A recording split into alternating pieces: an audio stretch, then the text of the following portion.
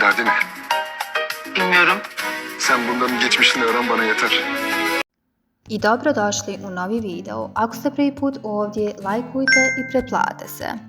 Šta nas to očekuje u novoj epizodi serije Muhtemel Ašk? Ako pratite seriju, već znate da je serija došla do 4. epizode.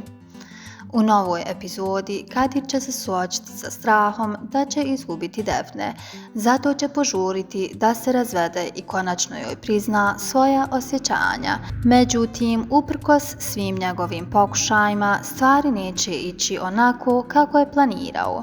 S druge strane, Defne ne gaji osjećaje prema Tolgi, zbog čega će ga odbiti i neće mu dati priliku. To će Tolgu veoma razbijesniti. Kako bi osvojio Defne, učinit će sve što je u njegovoj moći, a u tom procesu mogao bi čak nauditi i Kadiru. To bi bila analiza serije Muhtemel Ašk. Ako vam se svidio video, lajkujte ga i pretplatite se na kanal kako biste me podržali. Pozdrav!